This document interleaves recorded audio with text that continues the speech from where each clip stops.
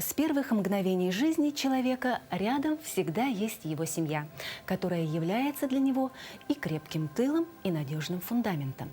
Все мы рождаемся в семье, а вырастая, создаем свою собственную, как правило, следуя положительному примеру своих родителей, особенно мам.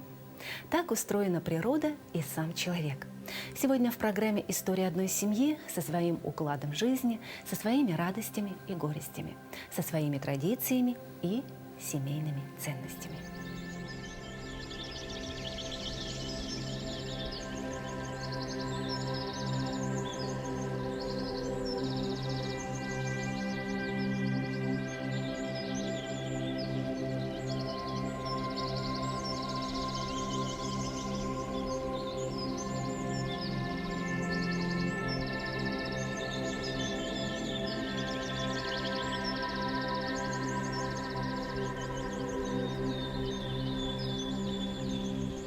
Мы сидим в нашем летнем балагане.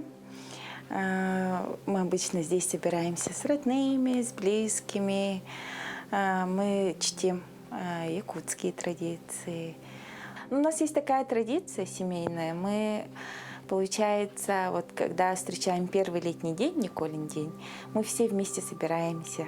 Муж со старшими сыновьями и вот муж сестры ездят на охоту.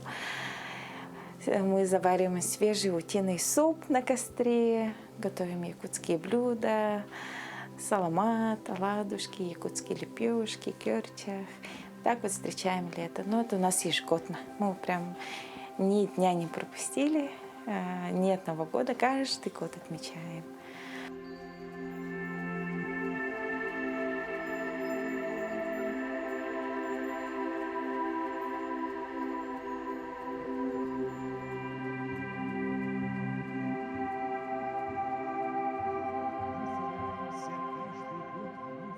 Неповторимая атмосфера семейной теплоты и уюта основываются на любви и взаимопонимании близких.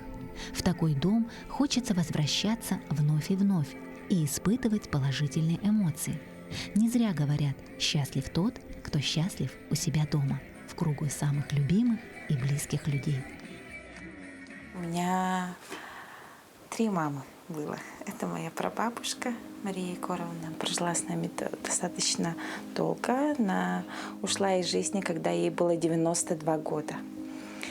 Моя бабушка Елизавета Николаевна. Она была настоящая хотун. Она была очень сильной, у нее была мощная энергетика. Она все держала под контролем. Моя мама самая добрая, моя самая красивая мама Луиза Васильевна. Моя мама вообще очень добрая. Она в жизни была самым добрым человеком, наверное. Вот, всегда протянет руку, всегда найдет выход из ситуации. Очень мобильная была, очень гибкая была. Вот. Мама у меня всегда в движении была. Она и в профсоюзе была, и в женсовете, комсомолка, активистка. Вот, я маму беру как пример, да, она для меня идеал. Всегда равняюсь на нее. Вот. Я считаю себя очень счастливой женщиной, потому что я росла в окружении любви. Любви именно прабабушки, бабушки, мамы, которые воспитали меня, подарили мне ту самую материнскую любовь. Каждая подарила мне частичку себя. Каждая сыграла очень важную роль. Все эти качества мы перенимаем, да, от своих родителей, от своих бабушек. Крепкая семья дарит спокойствие и умиротворение. Ведь только дома нас окружают родные люди. Кто, как не они, защитят от жестокого мира? Семья – это крепость и спасение от трудностей. Именно поэтому, когда маму Луизу Васильевну оковали цепи суровой болезни, спасением стали исключительно близкие люди – дети и внуки. В 2019 году с нами вот случилась страшная беда. Случился инсульт. А этот инсульт прямо случился на наших глазах. Неожидаемо было. Мы Мы сидели, завтракали, и мы посмотрели вот на маму. Мама как-то начала покачиваться. Мы с мужем сидим напротив. Начала покачиваться. Это был вообще... Я даже не поняла, что с ней случилось. Я говорю: мама, что с тобой? И она вот начинает падать. А я вот даже там не понимала. Ну, я вообще не была знакома с этой болезнью. Сразу позвонила в скорую, объяснила ситуацию, но и до последнего не понимала, что у мамы инсульт случился. Скорая быстро среагировала, приехала. У мамы случился геморрагический инсульт. Вот, она впала в кому, но вышла из комы. После этого мы в этом же году, 19 сентября, поехали на операцию. У мамы обнаружили опухоль мозга. Вот там же ее и прооперировали. Это уже был второй шок. Это были очень сложные времена. Потом пришел ковид.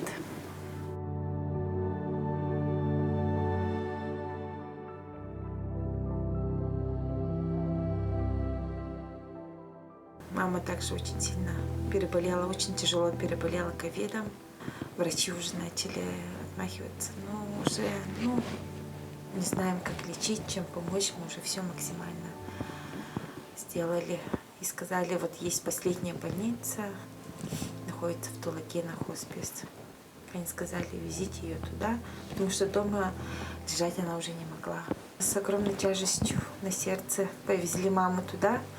Говорят, что это последняя больница, да, для человека. Но я хочу выразить огромную благодарность всему персоналу больницы, которая находится в Тулагена. Они маму мою вылечили.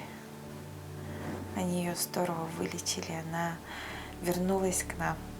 Получается, мама вот в 19 году, да, 3 клинические смерти, да, пережила. Счет времени потеряла, никого не узнавала, с потусторонним миром разговаривала. Это вот 24/7 получается. Но, несмотря на это, жизнь наша продолжается. Когда болела, у меня столько внуков родилось.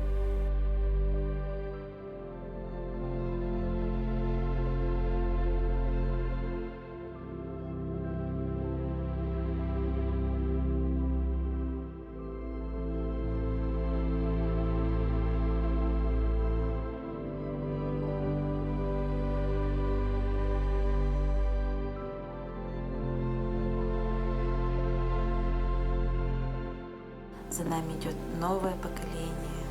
Мы являемся уже преемниками, да? Наша задача сейчас жить, наслаждаться жизнью, делать наших детей счастливыми, быть счастливой. Я сама должна быть счастливой, мой муж должен быть счастливым, моя мама должна быть счастливой. Мы должны беречь время. Время, оно скоротечно. Время, должны уметь правильно воспользоваться временем. Вот. Сейчас нужно беречь вот то время, когда мама рядом. Нужно максимально дарить свое внимание, свою любовь к родителям. Я очень счастлива, что у меня такая дочка, что она все время смотрит за мной. Это уход моей дочери. Она очень хорошо ухаживала за мной. И любовь, конечно, к внукам. Вот это вот ее рвение к жизни вот, помогло ей больше всего, наверное. И любовь к нам, любовь к внукам. У мамы Галины, Луизы Васильевны, необычное, редкое и очень красивое имя, у которого есть несколько версий происхождения. Но все они так или иначе сводятся к одному. Это славный, светлый и светящийся человек. Так оно и получилось на самом деле. Не унывала Луиза Васильевна и тогда, когда одна поднимала 4 детей. После развода, а затем и ухода из жизни отца детей, она продолжала полностью отдаваться воспитанию, вкладывала всю себя в каждого ребенка, умея разглядеть в нем все его особенности и достоинства.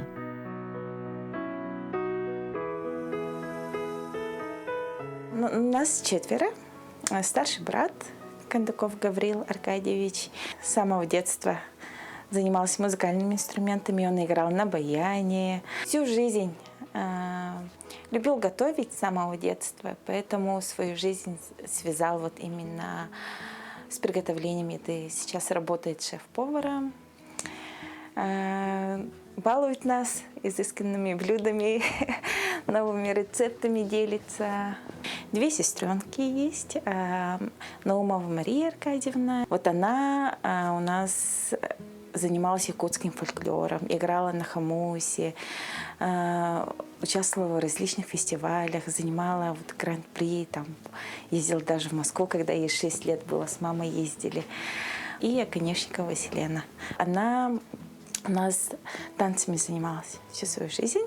Она очень активная. Вот у нее тоже очень ярко выражены лидерские качества. Она вот не раз становилась лучшей медсестрой. Вот. Всегда тоже была старостой. А вот Ганя с Машей, они такие теплые, домашние, прямо так и хочется сидеть с ними, пить чай, разговаривать. Нет ничего более важного, чем встречи и размеренные разговоры в семейном кругу за горячим чаем, любовно организованным главным человеком – мамой.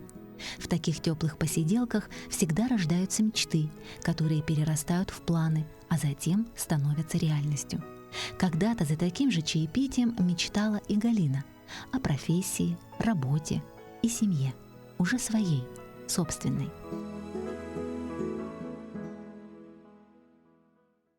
С мужем мы познакомились в социальных сетях. Да? Зовут его Сидоров Айсен Дмитриевич. Он с Черопчинского улуса. Он предприниматель. Сейчас он на стадии разработки нового проекта. Моя поддержка и опора. Мы с ним как один тандем. Ну, наше знакомство началось с конфликта. Вот. Он как-то меня задел. Ну, видимо, внимание хотел привлечь, если сейчас так подумать, да? А вот во время Сахаселигера была замруководителя направления «Наша армия».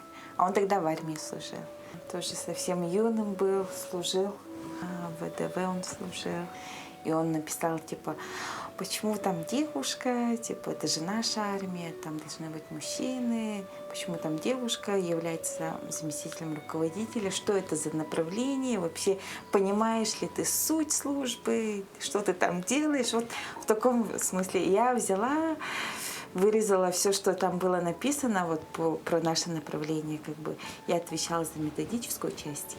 Все отправила ему и сказала, черным по белому написано, вчитывайся, если грамотный, то поймешь. Вот. И после этого у нас завязался разговор. Сейчас живем счастливо. Честно, если сказать, да, со школьных лет я вообще мечтала о карьере. О карьере мечтала, но судьба расположилась совсем по-другому, да, сыграла совсем другую игру. Я очень довольна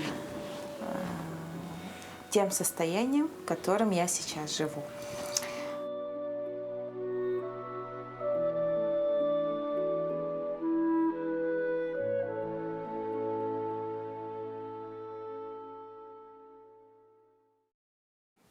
Если про детей говорить, то моего старшего сына зовут Сидоров Проня, ученик 9 класса. В будущем мечтает стать врачом, хирургом. Допустим, если старший сын у меня добренький, такой активненький. Второй сын Сидоров Семен, ученик 3 класса Сахаполитехнического лицея. Также в будущем мечтает стать МЧСником. Вот. Такой уже более серьезный, да, такой математик, немногословен, да, но при этом он, когда надо, он все сделает. Вот. Затем у меня идет Сидоров Сандар, сыночек мой, ему 6 лет, посещает подготовительную группу в детском садике. Очень любознательный, но также в меру застенчивый, да. Единственная наша лапочка-дочка Сидорова Исенако, наша госпожа. Вот. Прямо моя отдушина, да, можно так сказать, прямо моя часть моего сердца. Единственная, самая долгожданная. Но я вижу, как она прям повторяется за мной. Все мои движения, мою мимику, да, как я одеваюсь, как я крашусь, вот это вот все прямо перенимает. И самый младший сыночек Сидоров Алгыс, ему 3 года. Он всегда ищет внимание. Мы его ученым называем, потому что я его родила 1 сентября. С книжками всегда ходит. Вот, книголюб. Но они все разные. 4 сыночка и доченька Лапочка. И лапочка-дочка. Я, получается, 7 лет сидела в декрете. И по уходу за ребенком, наверное, все рекорды побила. Вот. Многодетность – это… Оно меняется. Это же как… Давно какие были многодетные мамы? Совсем же другие были. А сейчас многодетная мама – это молодая, преуспевающая. Вот. Нужно сохранить вот именно колорит, да, именно вот такой, ну, уметь использовать свое время правильно, думаю. Сейчас, на данный момент, я являюсь председателем Совета многодетных матерей города Якутска «Счастливый мир». Также состою в Женсовете Сайсарского округа. Также являюсь членом проекта «Крепкая семья». Вот. Общественная жизнь – это как мои крылья. Они вот помогают мне раскрыться. Я вот как и мама, да, и в школьные годы, и в студенческие годы всегда была старостой. Именно лидерская позиция во мне жила, живет и будет жить, я думаю. Я очень люблю общественную жизнь, люблю общаться с интересными людьми, люблю развиваться, всегда участвую в различных форумах, секциях, вот. Но не стою на одном месте. Мне вот прям движение нужно по жизни.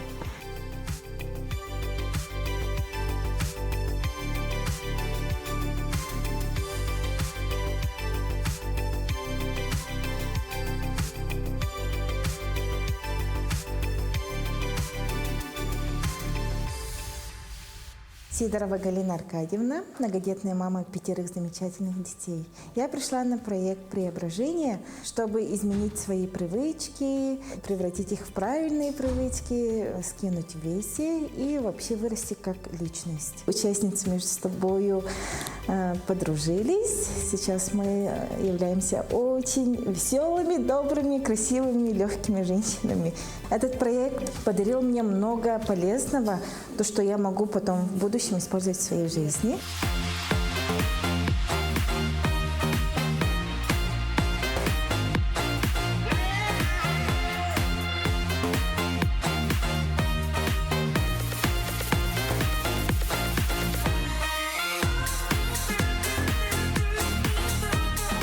Активная жизнь, да, привела нас к конкурсу. Мы участвовали в городском конкурсе «Семья года». Заняли 2 место, взяли номинацию «Самая талантливая семья». Старший сын поет. Мы тогда все пели, кстати.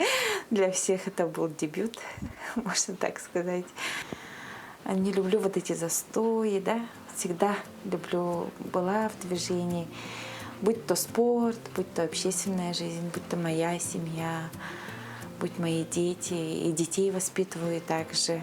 Мы любим участвовать. Вот дух соперничества тоже нужен в нашей семье, чтобы это все держать в тонусе.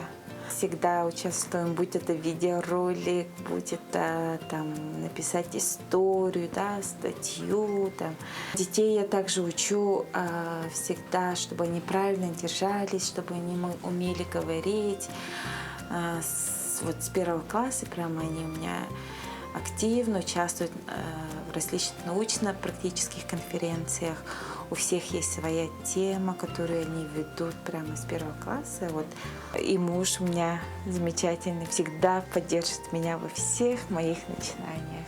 Все же говорят, что мальчики ищут себе жен, похожих на своих матерей. Вот. Мой муж нашел себе жену, очень похожую на его маму, да? На мою замечательную свекровь. Мы с ней как две капли воды, похожие в плане не внешне, а внутренне, душой и вот именно к стремлениям как бы оградить своих детей, как бы их защитить, да? Также и поддержкой, и опорой. Мы сразу с ней нашли общий язык. Мы с ней очень близки. Она для меня как вторая мама. У меня зять очень хороший попался. Меня на руках носит. В прямом и переносном смысле, да, на руках носит. Как свекровь Галины воспитала своего сына достойным человеком, так и его теща делала все, чтобы ему досталась хорошая жена. Луиза Васильевна трепетно выглядывала и нащупывала таланты каждого своего ребенка. Однако в старшей своей дочери Галине способности удалось обнаружить не сразу. Но я старалась осматривать их таланты и раскрывать. Поэтому давала на кружки. Сначала я ей отдала на музыкальную школу, чтобы всегда я мечтала, чтобы она играла на фортепиано. Но как смотрю, как она ест за фортепиано, уже начинает засыпать. Уже храпеть начинает. На фортепиано, да, во время занятий. Засыпает. Засыпала на уроках. Сказала, чтобы она выбрала или танцевание, или музыкальное. Но она выбрала танцевание. Я вот помню, вот мы пришли к танцевальному кабинету, стоим, и мама просит, вот моя дочь очень хочет танцевать. Они говорят, все, у нас уже все поставлено, все роли розданы, к сожалению, нет. И мама говорит, все, пошли, дочь. А я берусь и за дверь держусь. Мама тащит меня, а я не хочу уходить. И там уже учителя поняли вот мое рвение, да, к танцам. Руководителям стало жалко, и ей дали костюм зайчика. Мишки. Мишки. Мишки. И вот там вот они придумали роль для Мишки для меня, которую я протанцевала вплоть до 7 или 8 класса. Мне заменимых не было. Я прямо в роль вошла и прям как настоящий медведь там танцевала и плясала. Все были зайчиками, белочками, лисичками, да? А я вот была Мишкой. Поэтому на Новый год утром уходили как работники и вечером приходили. Настоящее житейское счастье состоит из таких вот смешных и забавных историй из детства. Галина вспоминает их с трепетом и душевным теплом. Такие же приятные мгновения есть и у мамы Луизы Васильевны. Я прихожу домой, ложусь спать, а там смотрю, платье якутское висит. Так обрадовалась. Оказывается, эта бабушка купила платье якутское, жилетом висенное такая. Потом это платье одевала дочка средняя. Потом самым счастливым еще днем у меня было, когда средняя дочка получила гран-при в Москве, когда ей было 5 лет. И когда вот дочка поехала в Америку тоже, была очень рада. Я с самого детства была влюблена в английский язык. Моя прабабушка Мария Егоровна в своей пинте откладывала это Галя на английский. Вот. И она вот вложила очень хорошую инвестицию, да, в меня, получается. В 10 классе я участвовала в Олимпиаде, выиграла грант. Для всех это был большой шок. Вот. Мы сразу стали шить костюмы. Наша бабушка умела классно шить. Она сшила северные костюмы, якутские костюмы. Мы с мамой быстренько пошли, записали песню, да? Моя сестренка научила играть меня на хомусе. Вот с готовыми музыкальными номерами я поехала покорять Америку. Тогда мне было только 15 лет.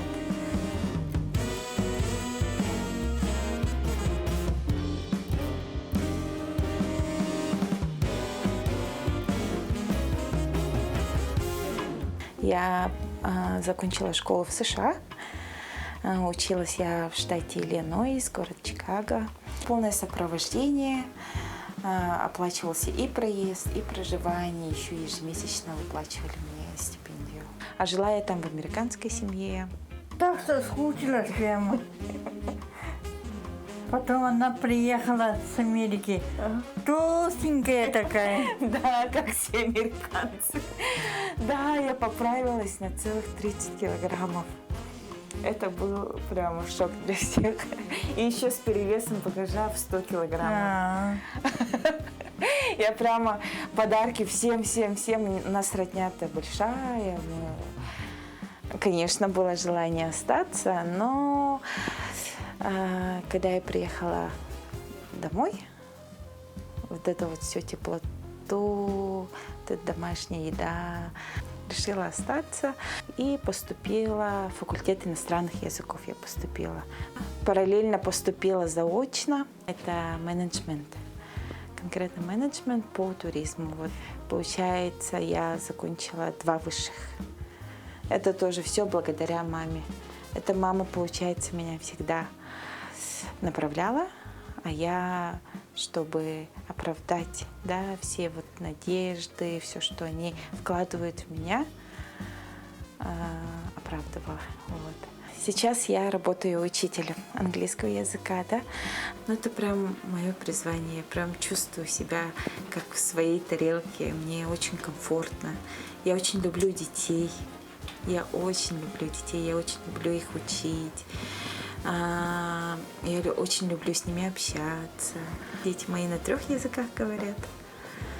Вот дома у нас всегда витает английский, русский, якутский языки.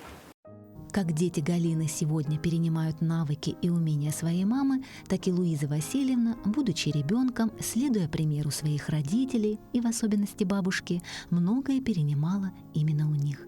Это касалось и жизненного уклада, и выбора профессии. И там выбрала профессию ветврача. А у меня еще бабушка была ветеринарным врачом.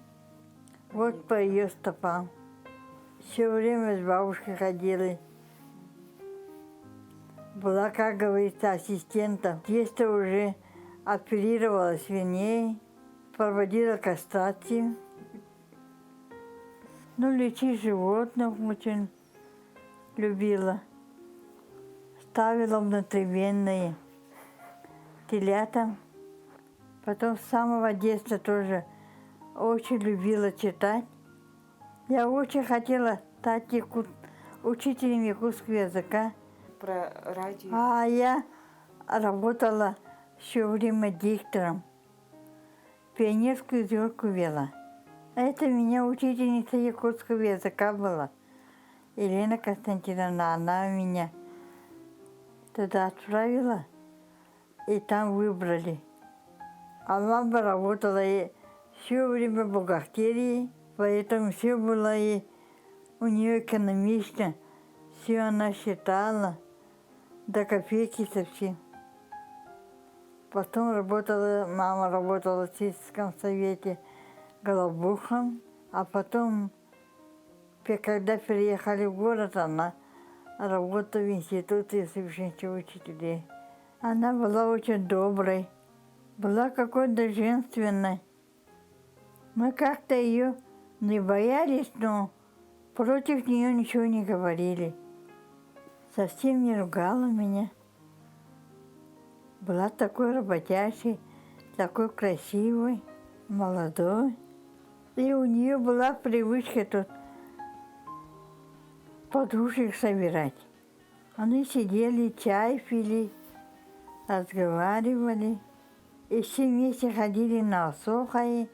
Подружки до сих пор вспоминают ее. Очень любила повторять Слова Михаила Ефимовича, что сила – это единство народа.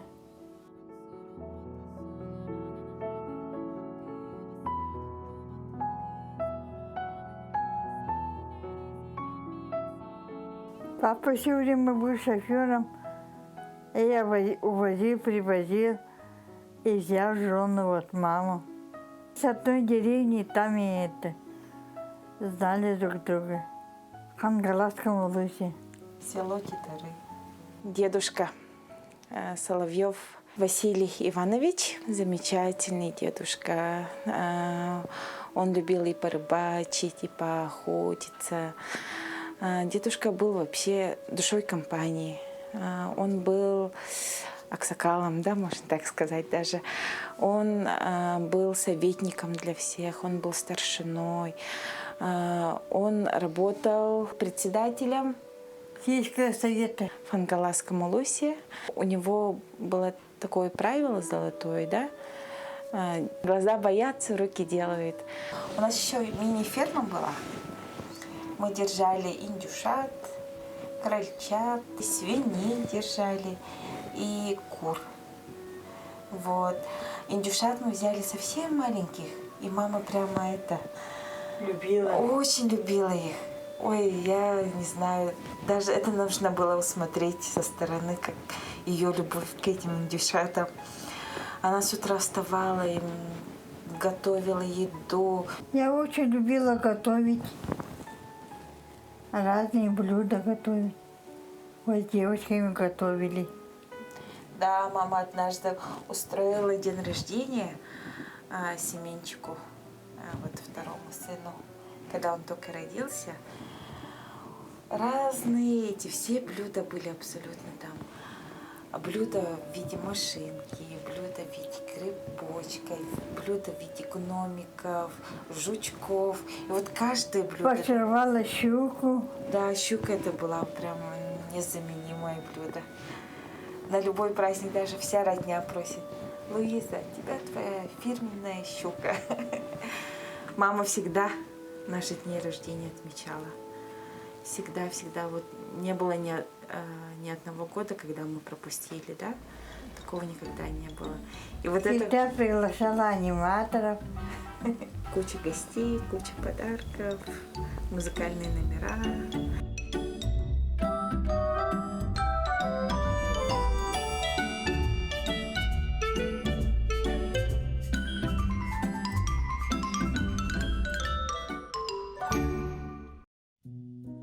Образ мамы для меня это тепло. Сразу идет тепло, тепло маминых рук. Мама для меня как солнце. Мама для меня это цветок. Мама для меня как утренняя роса. Почему-то вот утренняя роса идет. Такая свежая, чистая роса. Красивая, неповторимая. Для меня она идеал женщины. Такая сильная, как королева. Мама — это для меня святое. Мама — это тот связующий элемент в нашей жизни, да, которая приводит нас в жизнь. Да? Вот мамы же рожают детей. Вот они нам дарят жизнь. Они нас направляют. Они всегда рядом. Будь нам хорошо, будь нам плохо, да, будь мы счастливы, может, несчастливы, да. Мама — это тот человек, который всегда протянет руку. Мама, я люблю тебя.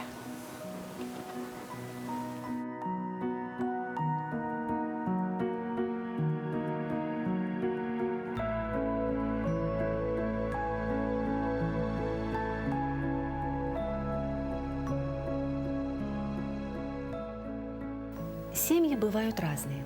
Веселые и счастливые, строгие и консервативные.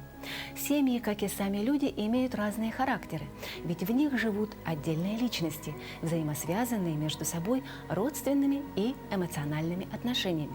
Так было и остается по сей день в жизни наших сегодняшних героев, которые неразрывно связаны между собой и друг без друга не представляют своей жизни. Ведь каждое поколение данной семьи чтит традиции и ценности предыдущего. Ну а кто может быть умнее и мудрее старшего рода? Пожалуй, никто. Ведь они не только наставляют, но и являются их ангелами-хранителями. Ну а если вы не верите в ангелов, просто посмотрите в глаза своей мамы.